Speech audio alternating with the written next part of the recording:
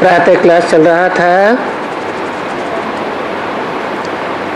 15/9/1966 गुरुवार को 7वें पेज के मध्यांश में बात चल रही थी।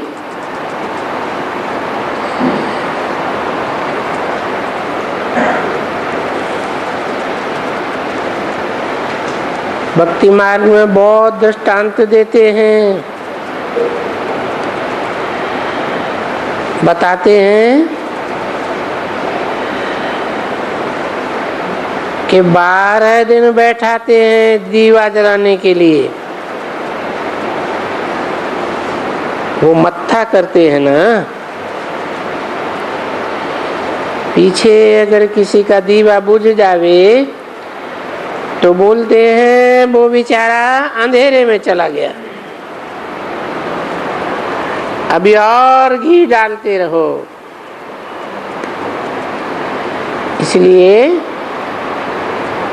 भक्ति मार्ग में घी डालने के लिए किसी एक को मुकर्रर करते हैं।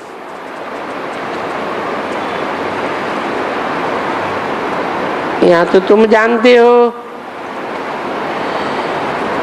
कि आत्मा का दीवा है और याद का घृत डाला जाता है।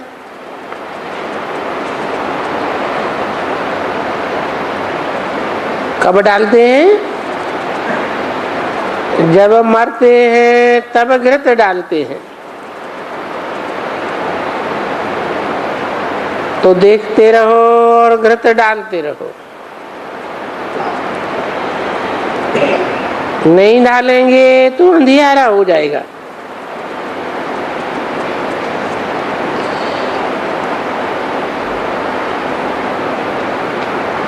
ये तो जानते हो कि दुनिया में अभी अंधियारा हो गया है।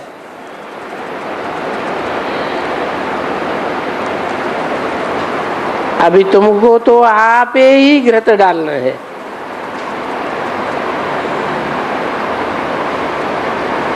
और घृत कौन सा डालना है? योग बल का। योग बल से तुम्हारा दीवा एकदम जग जाएगा। दीवा लाल हो जाएगा।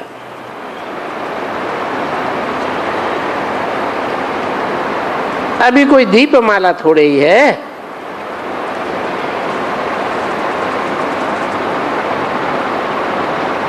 अभी तो कोई के दीप नहीं जगे हैं,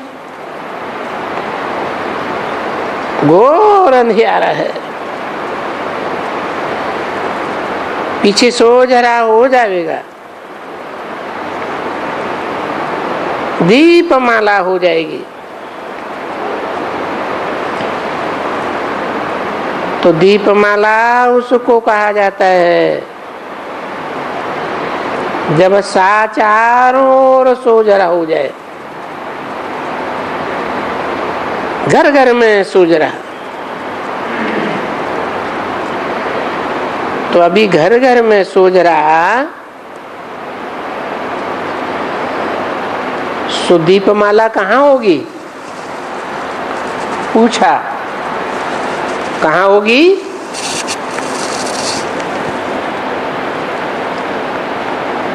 कौन कौन से घर घर में सोजरा? तुम ब्राह्मणों की दुनिया में घर घर में सोजरा हो जाएगा।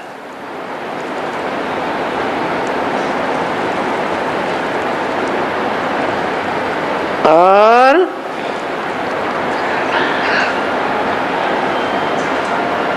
दीपमाला हो जाएगी।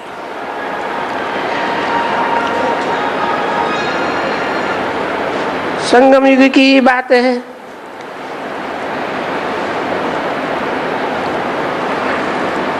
स्वर्णिम संगम युग कहेंगे। कहेंगे सतयुग का आदि। तो यहाँ नहीं कहेंगे, यहाँ तो अंधियारा है। यहाँ इस दुनिया में जो उत्सव मनाए जाते हैं, इन उत्सवों का भी तुमने रहस्य अच्छी तरह से समझा है।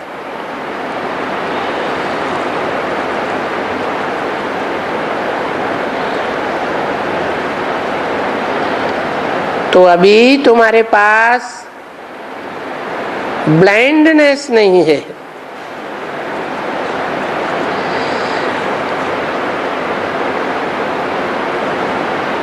तुम ब्राह्मणों की दुनिया में ब्लाइंडनेस नहीं है,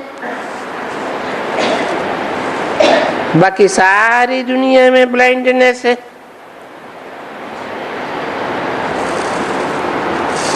वो रखड़ी बांधने जाते हैं,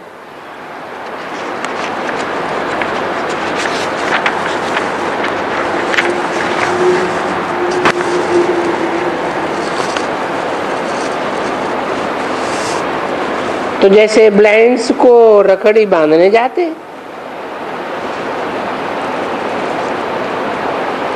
रखड़ी बांधने का अर्थ कुछ थोड़े ही समझते।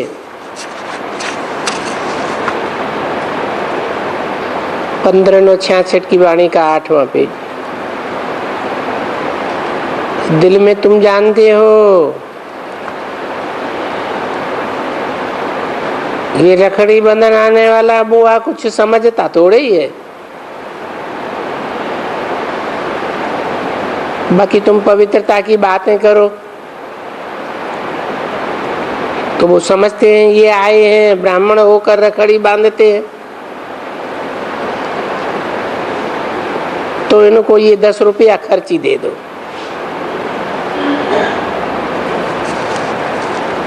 अब ब्राह्मणों को 1 पैसा दे देते हैं, बाकी है तो ब्लाइंडनेस।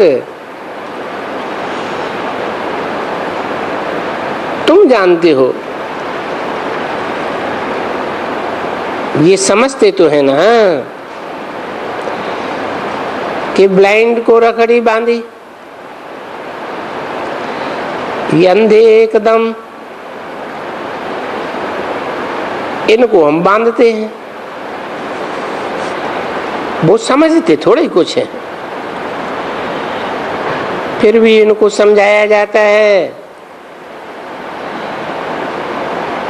थोड़ा समझाते हैं कि रखड़ी बांधते हैं ये पवित्रता में रहने के लिए, क्योंकि भ्रष्टाचार कहा ही जाता है पतितपने को।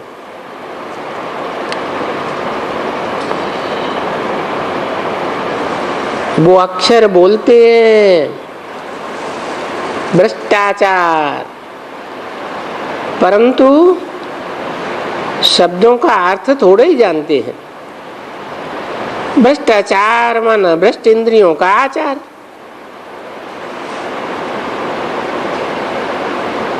पतितपने को भ्रष्टाचार कहा जाता है। देवताएं सतयुग में श्रेष्ठाचारी थे, क्योंकि श्रेष्ठ इंद्रियों से आचरण करते थे, ज्ञान इंद्रियों से आचरण करते थे ना। अभी जब कहा ही जाता है पतित को भ्रष्टाचार,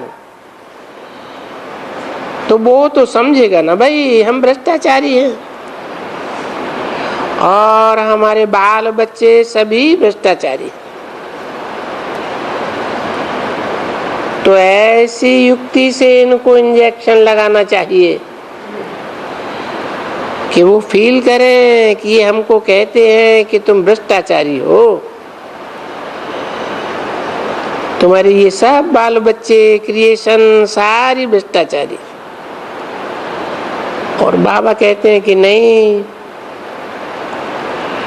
अभी शिष्टाचारी कहा जाता है जो पावन रहते हैं और फिर बाप को याद करते हैं। सो बाप ही कहते हैं मन मना भव।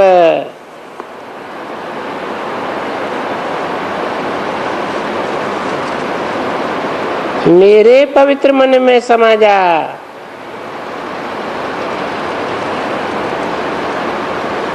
मुझे याद कर।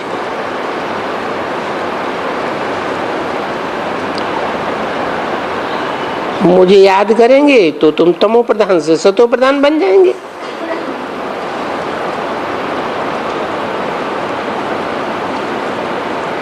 क्योंकि मैं तो हूं ही सदाशिव, सच्चित्तानंद, सत्य है, सत्य था, सत्य हूं। तो मेरे को याद करने से तुम भी सतो प्रधान बन जाएंगे, पतित से पावन बन जाएंगे। तो ये अक्षर कोई भी हो, उनको युक्ति से बता देना चाहिए। तीर लग जाने दें, इसमें कोई इंसल्ट फील करने की बात नहीं है। ये तो यथार्थ बात है। परंतु बोलने की वो पावर चाहिए और समझाने की अच्छी हिम्मत चाहिए। बाकी नहीं तो वो बेचारे कुछ समझते थोड़े ही है, कुछ भी नहीं समझते। बस बाबा कहते हैं ना, जैसे बंदरों के आगे ये रतन चार रतन डालो, ये भी तो एक दृष्टांत है ना। तो बस वो बोलता है, उठा करके फेंक देगा। वैसे ही ये ज्ञान रतन है। तुम तो बंदरों की दुनिया से निकल करके मनुष्यों की दुनिया में आई हो। कैसे है? मनुष्यों की दुनिया कैसी होती है और बंदरों की दुनिया कैसी? मनुष्य किसे कहा जाता है? मनु की औलाद को मनुष्य कहा जाता है। मनु माने मनन चिंतन मंथन करने वाला, तो औलाद भी मनन चिंतन मंथन करने वाली। तुम तो कोई काम करने से पहले सोचते विचारते हो ना। वो बंदरों को तो आया विकार का और बस कर बैठते हैं।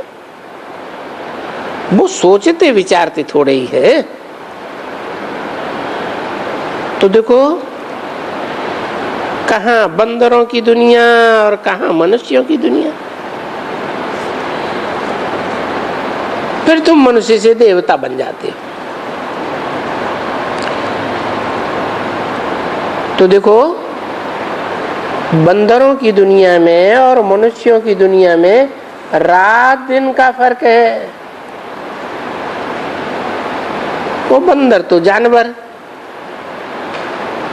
वो थोड़े ही देवता बनेंगे।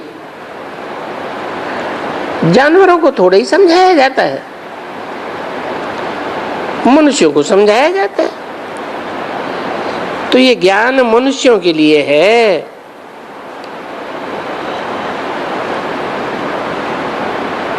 तुम्हारी बुद्धि में ये है, बरोबर है कि ये सब जो कुछ हम लोग देखते हैं, ये तो 5 विकार वाले, ये सभी शिकल तो बरोबर इनकी मनुष्यों की है, हमारी जैसी है, मनुष्य है।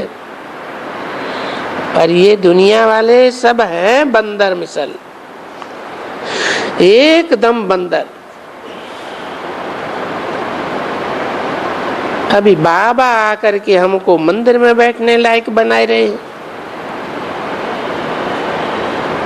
अभी मंदिर में ऐसे मत समझो कि भक्ति मार्ग में हम मंदिर में बैठेंगे, नहीं नहीं।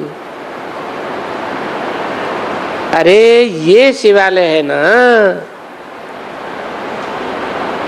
ये तो बड़ा मंदिर है,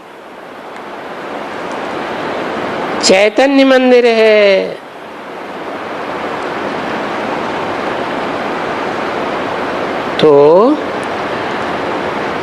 तुमको यहाँ वैश्यालय से निकाल करके शिवालय में बिठाते हैं, यानी सतयुग में बिठाते हैं। कलह कलश के वैश्यालय से निकाल करके तुमको शिवालय में बिठाते हैं। शिवालय को बाबा भक्ति मार्ग नहीं कहते हैं। शिवालय इसे सारी दुनिया को कहते हैं। अभी तुम वैश्यालय में हो, फिर वैश्यालय से शिवालय में जाएंगे तो शिवालय मंदिर हो गया ना।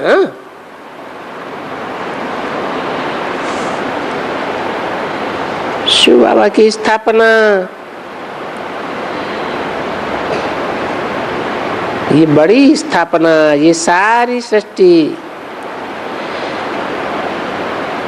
फिर वहां बड़ी तो होती नहीं है ना, क्योंकि फिर वहां तो छोटी सृष्टि हो जाती है ना, क्योंकि वहां इतने मनुष्य तो होते ही नहीं है, 500-700 करोड़। तो जो थोड़े होते हैं उनको देवता कहा जाता है। नई सृष्टि में थोड़े होंगे, पुरानी सृष्टि में ढेर होते हैं। तो वहां सतयुगी दुनिया में मनुष्य नहीं होते हैं, माने मनुष्य नहीं होते वहां सतयुग में, हैं? क्यों, क्या फर्क है? मनुष्य और देवता में क्या फर्क है? हैं? मनुष्य जो है मनन चिंतन मंथन करता है, अच्छे और बुरे संकल्प करता है। देवताएं मनन चिंतन मंथन नहीं करते, वो सिर्फ आत्मिक स्थिति में रहते हैं। ये अंतर है मनुष्यों में और देवताओं में। तो तुम जाकर के शिवालय में रहते हो क्योंकि तुम शिव बाबा के बच्चे हो, तो बाबा तुमको सतयुग रूपी शिवालय में बिठाते हैं।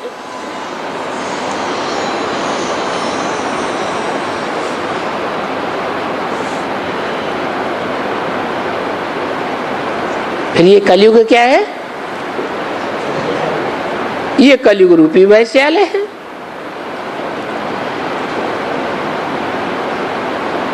क्या कहते हैं? ये नरक जो वैश्यालय है, वहां से तुमको निकलना है। देखो कितना नरक है और फिर कितना बताते हैं। अभी देखो कितना दुब्बन में फंस गए हो एकदम। दुब्बन माने दलदल, वो नदी के किनारे दलदल होती है ना,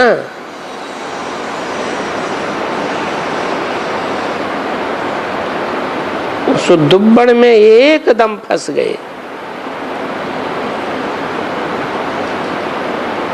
ये भक्ति मार्ग का दिखावा है, चटचटा। कितना चहचटा है भक्ति मार्ग का, देखो तालियां बजाएं, नाच तमाशा चित्र वगैरह वगैरह, ये क्या क्या करते रहते हैं।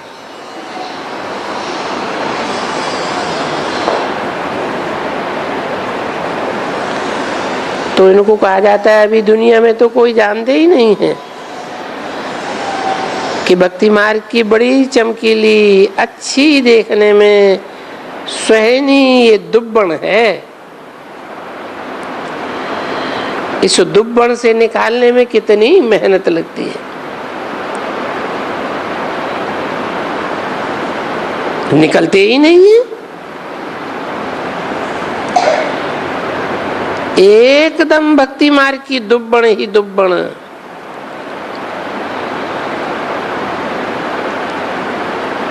दुब्बण का फिर बताया है कि जब ये सागर की दुब्बण होती है ना पानी में, तो वो चमकता है। हिरण की मिसाल दिया है, जैसे हिरण को प्यास लगती है, जंगल में उनको प्यास लगती है तो सामने दुब्बड़ में देखते हैं, वो चमकता है तो वो समझते हैं कि पानी है।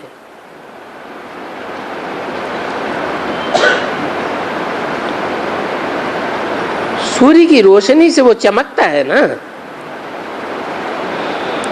वो समझते हैं पानी है।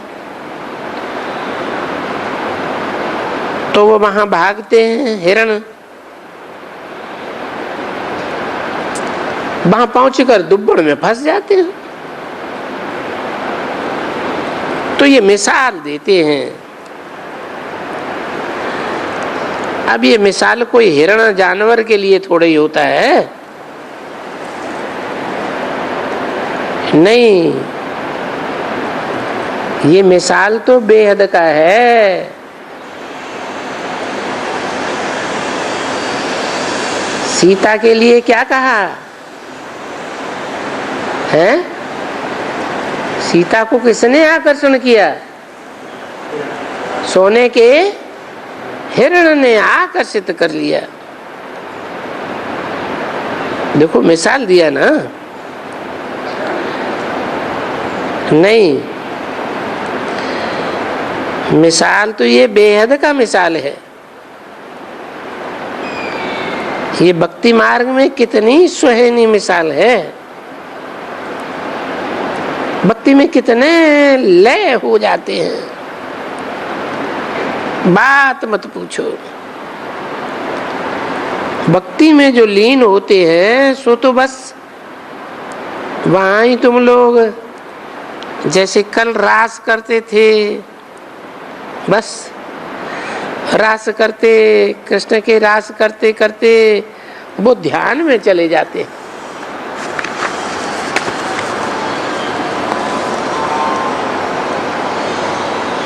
और सच सच में वो ध्यान में जाकर के डांस करने लग जाते। 15/9/66 की वाणी का 9वां पेज। तो ऐसे बहुत होते हैं, समझा ना? भक्त जो बहुत तीखे होते हैं ना, उनको नशा चढ़ जाता है, मस्त हो जाते हैं एकदम।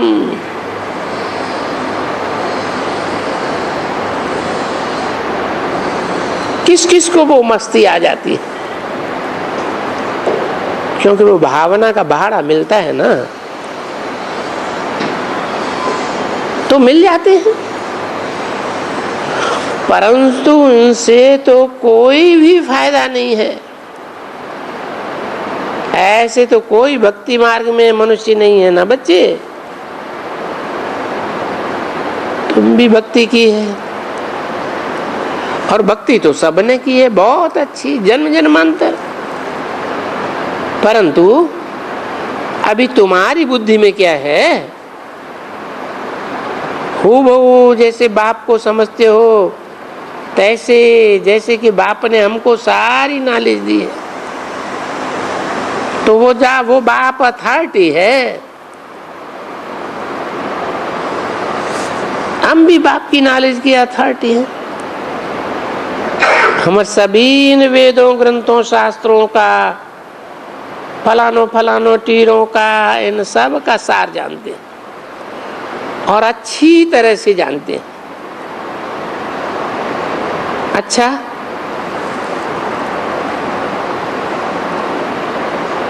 अभी तुम सर्वशक्तिवान हो, क्योंकि तुम बाबा से ये माया पर जीत पहन करके तमो प्रधान से सतो प्रधान बनते हो, तो सर्वशक्तिवान हो ना। क्या बनते हो? सर्वशक्तिशाली, किंग एंड क्वीन ऑफ विश्व। उनको कहेंगे सर्वशक्तिवान। अब उनमें ये कहां से शक्ति आई? कोई से लड़ाई लड़ी क्या? किसके साथ भी वो हिंसक युद्ध नहीं किया। उन्होंने तो बाप से शक्ति ली, तो बाप से वर्षा लिया ना, सर्वशक्तिवान बनेगा। सर्वशक्तिवान को जो विश्व का राज्य करते हैं, तुम्हारे को कोई जीत सकते हैं क्या? है किसी की ताकत जो तुमको जीत सके?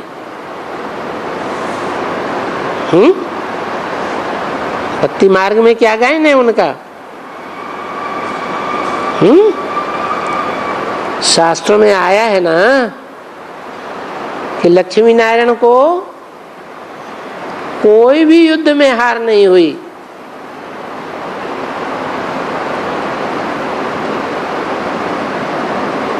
कहां भी उनकी हार होती ही नहीं है। जो तुम्हारे 1 इंच को भी कोई जीत सके,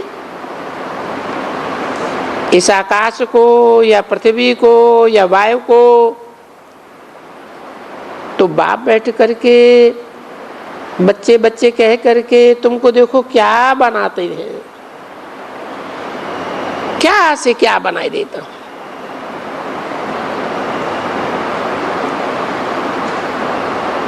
कंगाल से विश्व का बादशाह बनाई देता हूं। और फिर कहता हूं कि बच्चे देखो, ऐसे बनाने वाले को याद करना है। याद करेंगे तो तुम्हारा विकर्म विनाश हो जाएगा।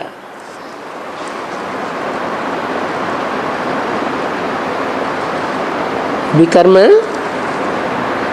भी माने विपरीत, जो मैंने गीता ज्ञान में तुमको श्रीमत दी है, उस श्रीमत के विपरीत जो 63 जन्म कर्म किए हैं, वो सब विकर्म विनाश हो जाएंगे। क्योंकि जब तक वो विकर्म भस्म नहीं होते हैं तो तुम्हारी माया के साथ लड़ाई चलती है। अब क्योंकि तुम मुझे ही पतित पावन कहते हो ना, तो मैं तुम्हें ये युक्ति बताता हूं। क्या है? मुझे याद करो, क्योंकि मुझे ही तो तुम पतित पावन कहते हो ना। बुद्धि से विचार करो,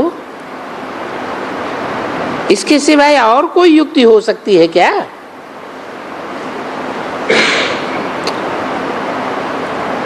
सिवाय इस याद के?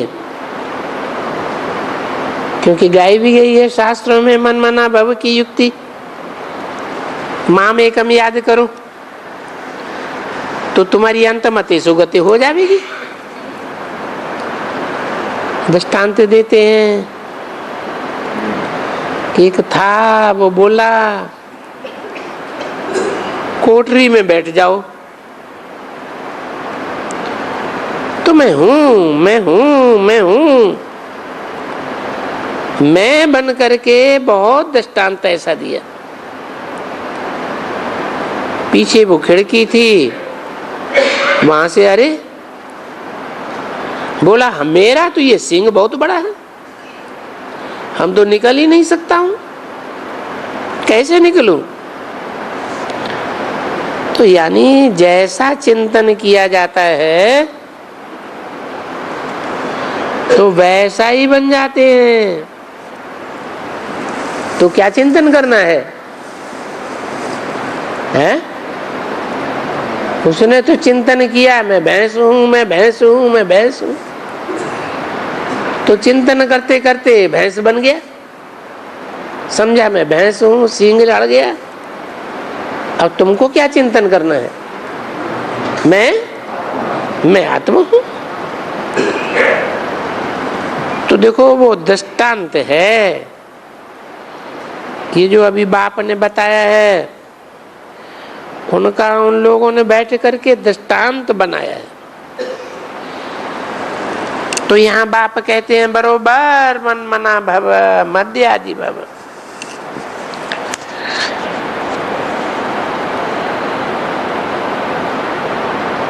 मेरे में मन बुद्धि लगा, मेरे लिए यज्ञ रूपी सेवा कर, तुम मुझे याद करते करते चतुर्भुज बन जावेंगे।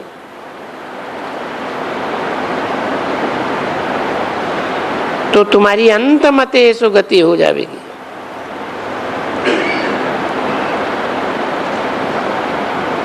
बाकी यहां तो कोई चतुर्भुज नहीं बन जाएंगे। तो तुमको ज्ञान है ना बच्चे, अंत मते सुगति हो जाती है। ये गाया जाता है कि याद करने से विकर्म विनाश हो जाएंगे और तुम घर चले जाएंगे। और ये जो नॉलेज तुमको मिलती है, नॉलेजफुल बनने की, बनते भी हो। Knowledge is source of income और याद इज सोर्स ऑफ हेल्थ।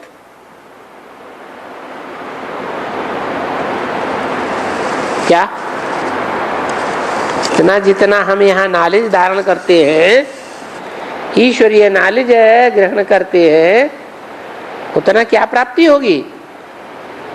जन्म जन्मांतर हम क्या बनेंगे? साहूकार बनेंगे। और जितना यहाँ हम याद में रहते हैं, योग लगाते हैं, तो उसका फल हमको क्या मिलेगा? जन्म जन्मांतर हेल्दी बनेंगे। तो हेल्थ एंड वेल्थ जब दोनों हो जाते हैं तो हैप्पीनेस तो हो ही जाती है। जिनके पास हेल्थ नहीं है, कितनी भी वेल्थ हो तो सुख भोग सकेंगे? हैं? नहीं भोग सकते। तो देवताओं को तो बिल्कुल ही हैप्पीनेस है, उनको हेल्थ भी है तो वेल्थ भी है, और थोड़ी बहुत नहीं, अपार हेल्थ। और फिर देखो उनकी कितनी बड़ी आयु होती है।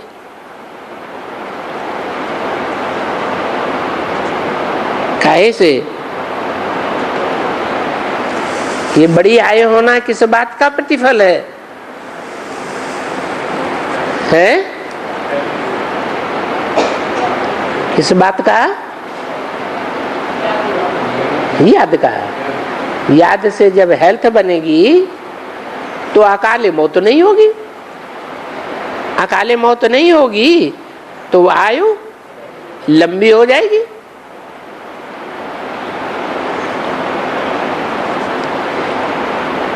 इसलिए कृष्ण को महात्मा कहते हैं। क्या?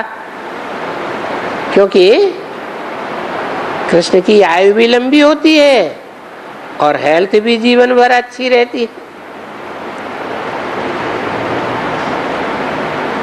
कलयुग में कोई मिसाल है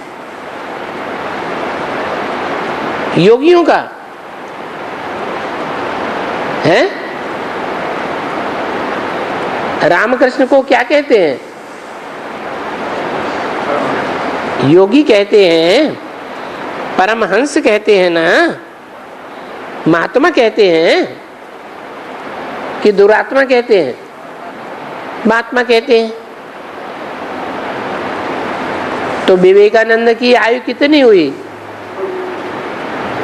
है? उन्होंने तो महात्मा से पढ़ाई पढ़ी, रामकृष्ण से पढ़ाई पढ़ी ना। तो छोटी उम्र में चला गया या पूरी आयु हुई? थोड़ी आयु में ही चला गया, तो हेल्दी हुआ क्या है? नहीं। तो समझा ना? अभी योगेश्वर तुम उस सतयुग के कृष्ण को नहीं कह सकते। क्यों? योगी तो है, लेकिन योगेश्वर नहीं कह सकते, योगियों का ईश्वर नहीं कह सकते। क्यों है? योगियों का कंट्रोलर कह सकते, ईश माने शासक, शासन करने वाला, वो नहीं कह सकते।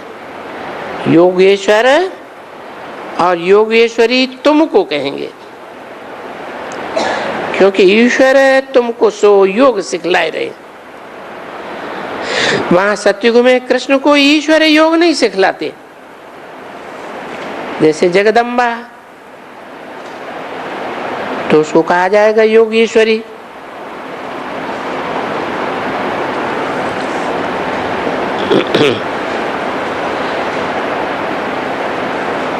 योगेश्वरी सो राजराजेश्वरी, क्योंकि ये राजयोग है, इसलिए योग लगाने से तुमको राजाई मिलने की है।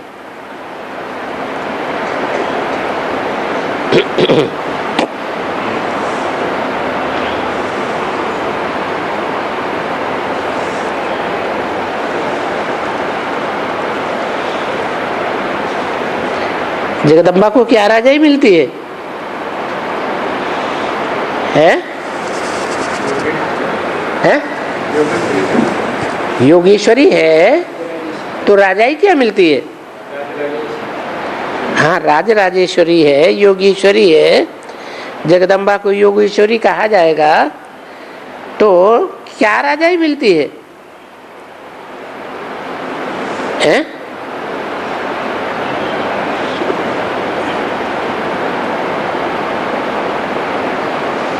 अरे सिखों में गाते हैं ना, राज करेगा खालसा, तो राज करेगी ना। इसलिए इस समय में तुम हो योगेश्वरी और पीछे बनेगी राजेश्वरी। इस समय माने किस समय में? हैं? संगम युग के भी कौन से हिस्से में? संगम युग के 2 हिस्से हैं, कलयुग का अंत और सतयुग का आदि। तो जो जगदम्बा योगेश्वरी बनती है वो कौन से हिस्से में बनती है? हैं? जहां जगदम्बा को ईश्वर योग सिखाते हैं। अरे संगम युग के कौन से हिस्से में हैं? अंत में? किसके अंत में? सतयुग के अंत में कि कलयुग के अंत में? हैं? कलयुग के अंत में। जो कलयुग है उसे कलयुग के अंत की राजाई मिलेगी, सारी दुनिया पर राज्य करेगी कलयुग के अंत में। और फिर वही जगदम्बा जब सतयुग शुरू होता है तो राजेश्वरी बन जाती है। इसलिए आज भी भक्ति मार्ग में राजाओं की जब राजसभा लगती थी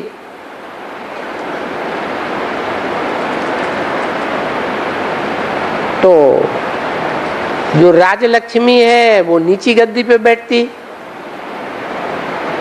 और जो राजमाता है उसको ऊंची गद्दी दी जाती।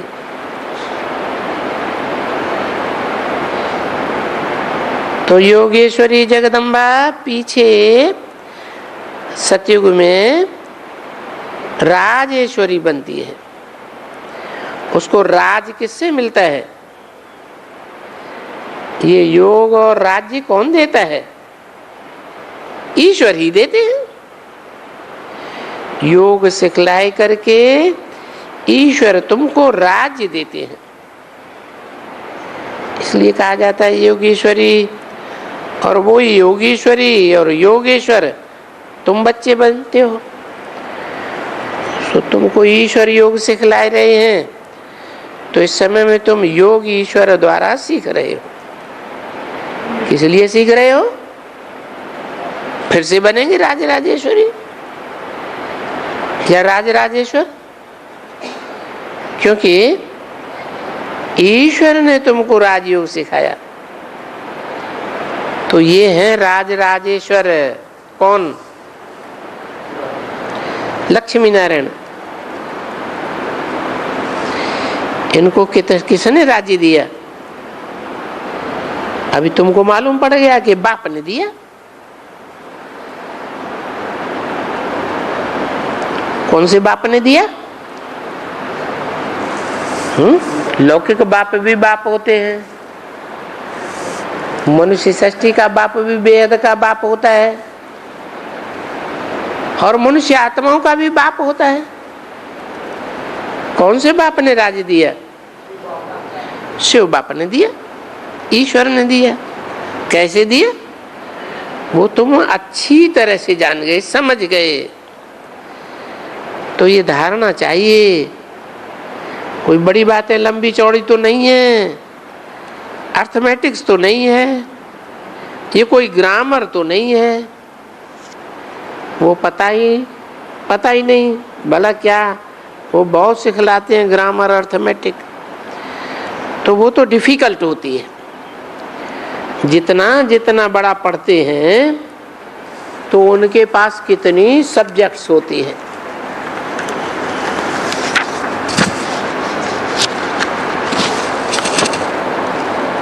बहुत सब्जेक्ट हो सकते। 15/9/66 की वाणी का 10वां पेज।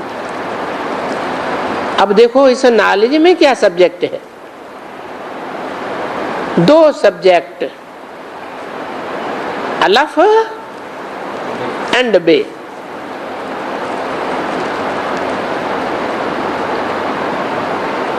No other subject. अलफ कौन है? अलफ माने अल्लाह, और बे माने बादशाह।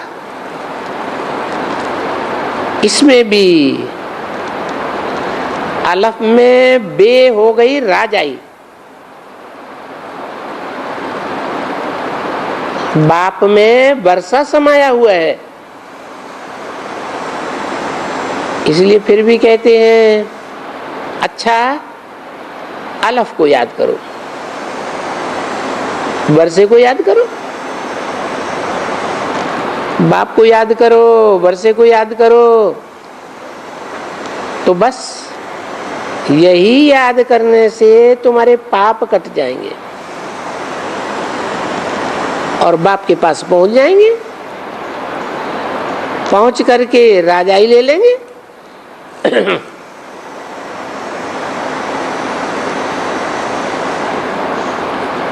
तो बिल्कुल सिंपल बात है। जो बाप के पास जितना जल्दी पहुंच जाएंगे उतनी ऊंची राजाई लेंगे। देर में पहुंचेंगे तो नीची राजाई मिलेगी। अच्छा चलो भोग लगाओ। बच्चियां भोग में जाने वाली हैं। उन साधु संत महात्माओं को तो कुछ भी पता नहीं है।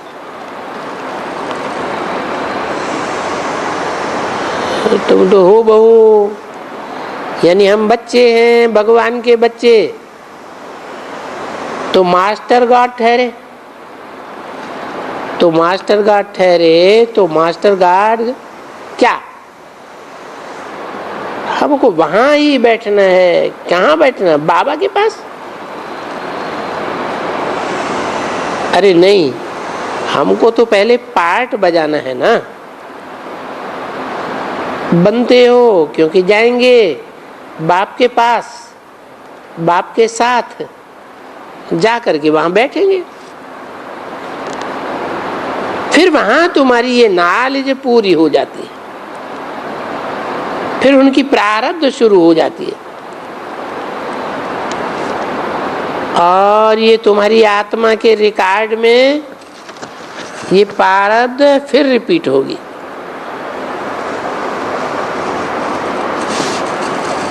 जैसे कि ये रिकॉर्ड पूरा होता है ना, बस वहां जाने से ही वहां जाओ, फिर तुम जानते हो कि तुम्हारा रिकॉर्ड सुख का शुरू होगा।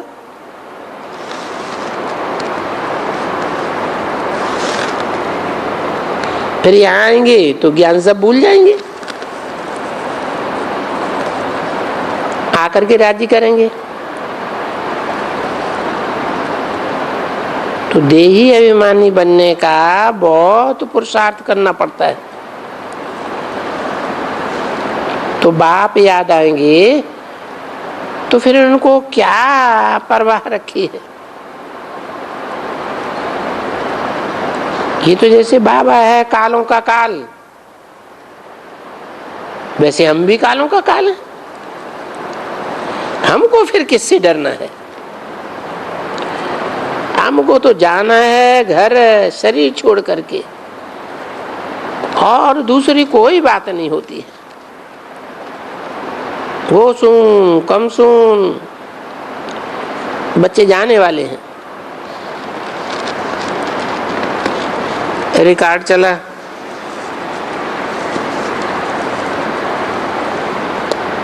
धरती को आकाश पुकारे,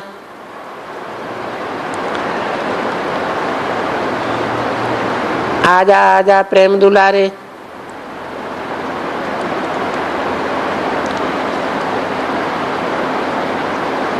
अब देखो यहाँ तो एक का भी एक दो में प्रेम नहीं है, क्योंकि एक दो के ऊपर काम कटारी ही चलाते रहते हैं। जो काम कटारी आदि मध्य अंत दुख देती है। तो देखो उनके लिए बस काम कटारी नंबर 1 बात हो गई।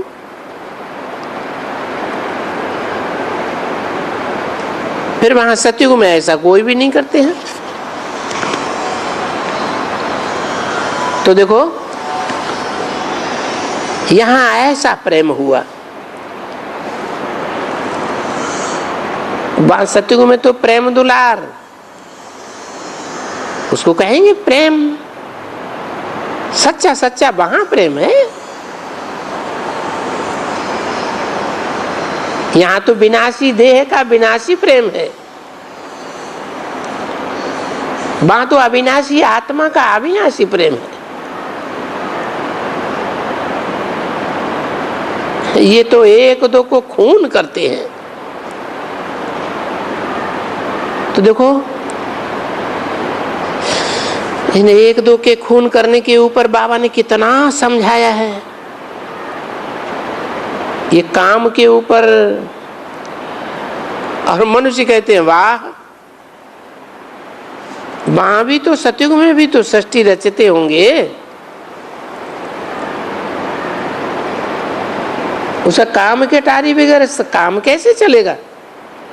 सृष्टि कैसे बनेगी? ऐसे ऐसे मत्था खपाते रहते हैं।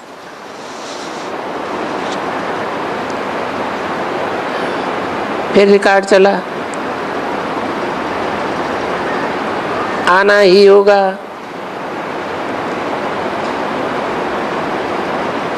अरे कब से आना होगा नंगा? कब से नंगा जाना होगा? बच्ची इस अर्थ को कोई जानते हैं? कोई भी नहीं जानते हैं। उसका अर्थ ही कोई नहीं जानते हैं, बिल्कुल नहीं। तो अभी जानते हो कि हमको नंगा ही आना है और यहाँ आकर के शरीर धारण करते हैं। फिर निराकार से निराकार माने नंगा। शरीर रूपी कपड़ा छोड़ देते हैं, फिर नंगे होकर वापस जाते हैं, पीछे फिर आते हैं साकार में। पीछे हमको फिर भी आकर नंगा ही जाना होता है। तो कब जाना है? अरे वो तो जब खेल पूरा होगा तभी नंगे जाएंगे। ऐसे कैसे जाएंगे? खेल पूरा होने के बीच में कोई थोड़े ही जा सकते हैं, नहीं। तो फिर बाप आते हैं, बाप आकर के उठाते हैं, क्योंकि आत्मा तमो प्रधान बन जाती है। तो बाबा फिर आकर के सतो प्रधान बनाए करके फिर नंगा ही साथ में ले जाएगा और शरीर तो यहां ही छूट जाएगा। देखो, नंगा तुम कब आए? 5000 वर्ष हुआ। अभी 5000 वर्ष पूरा होता है। हमको शरीर छोड़ करके नंगा जाना है, उसके लिए ये युक्ति बताए रहे हैं बच्चों को, और सन्मुख में सीधी युक्ति बताए रहे हैं।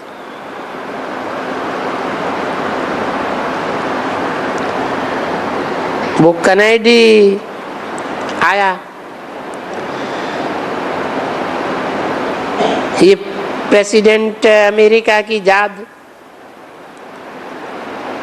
जहां जाएगी, या कोई कचरा गंद बॉम्बे में तुम आओ, देखो जाओ वहां गंद में कैसे रहते हैं, नाले बहते हैं, झोपड़ियां लगी हुई हैं, तभी वो देखेंगी। देखो क्या फर्क है,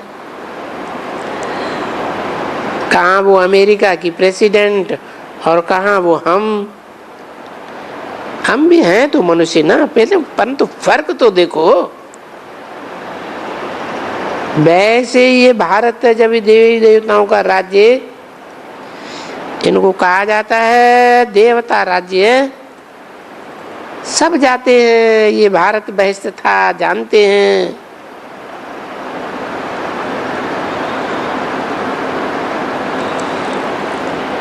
हेवन था, पैराडाइज था। इस पैराडाइज का अजमेर में भी मॉन्यूमेंट बना करके रखा है, छोटा सा।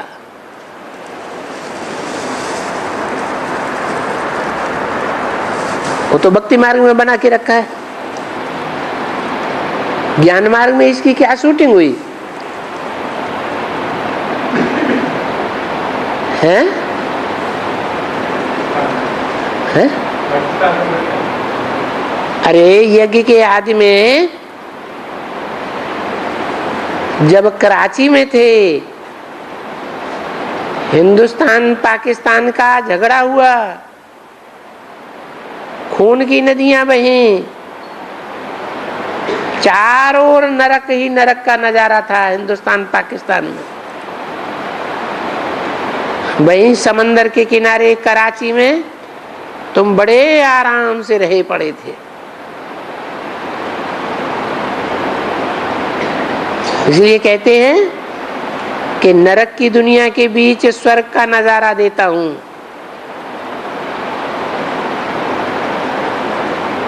वो तुम्हारा चैतन्य मॉन्यूमेंट था।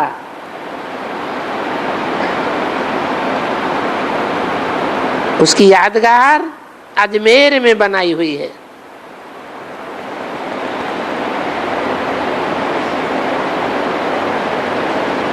अजमेर में क्यों बनाई हुई है? हैं?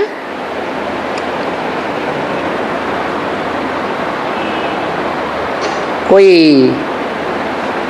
हिंदुओं के प्रसिद्ध तीर्थ में क्यों नहीं बनाई गई?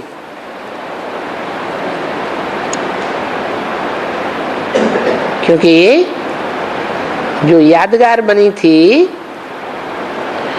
छोटा मॉन्यूमेंट बनाया था,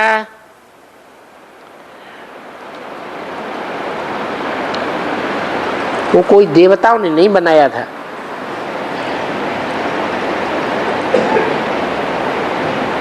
तुम जानते हो अजमेर में किनका मेला लगता है? सिखों का लगता है, क्रिश्चियंस का लगता है, हिंदुओं का लगता है, सन्यासियों का लगता है, या मुसलमानों का लगता है? मुसलमानों का मेला लगता है। तो जरूर कराची में जिनके बीच में ये मॉन्यूमेंट दिखावा बना, तो कोई मकान बनाते हैं तो पहले छोटा सा उसका मॉडल बनाते हैं ना।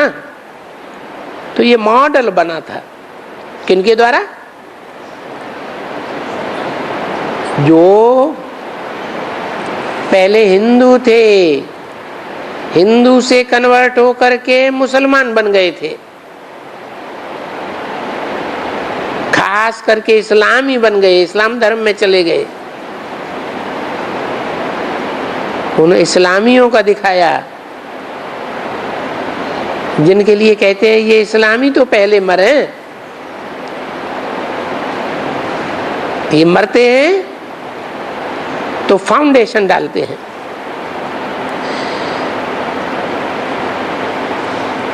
किसका फाउंडेशन? पैराडाइज का पक्का फाउंडेशन डालते हैं, वास्तविक फाउंडेशन डालते हैं, या मॉन्यूमेंट बनाते हैं? हैं? सिर्फ मॉडल बनाते हैं या सच्चा सच्चा स्वर्ग बनाते हैं?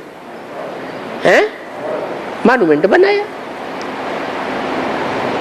तो सन 47 में कराची में ये मॉन्यूमेंट था, छोटा सा। गाते भी हैं कि बरोबर भाई द्वारिका में सोनी द्वारिका थी।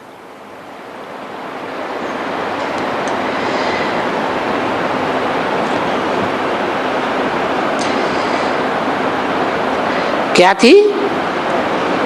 सब ऐसे कहते रहते हैं, वो द्वारिका में जाकर घूमते रहते हैं, फिरते रहते हैं, तीर्थ यात्रा में जाते रहते हैं। अब देखो कितना तुमको बाप ने बताई दिया।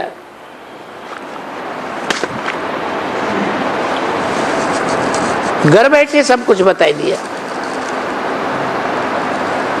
इसको घर कहा जाता है ना, क्योंकि बाप को तो यहां आना होता है ना। तो बाप का ये घर है। बाबा कहते हैं मेरा भारत घर है ना।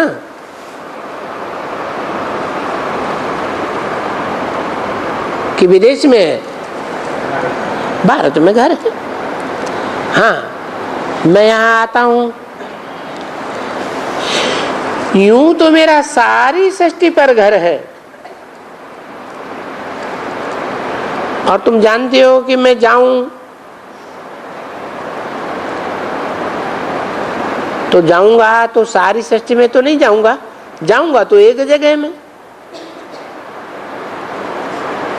10 जगह में तो नहीं जाऊंगा।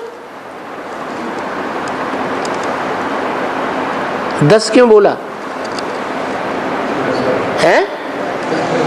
10 धर्म खंड है ना, इस्लामी खंड, बौद्धिक खंड, क्रिश्चियन खंड। तो 10 जगहों में तो नहीं जाऊंगा।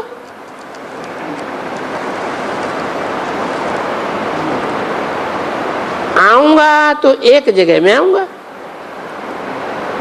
तो मैं आता ही भारत में हूं। परंतु आता हूं सारी वर्ल्ड का कल्याण करने के लिए, सारी वर्ल्ड को वर्षा देने के लिए आता हूं। है कौन सा वर्षा देता हूं? सारी दुनिया को। है अरे मुक्ति और जीवन मुक्ति का वर्षा देता हूं। ओम शांति।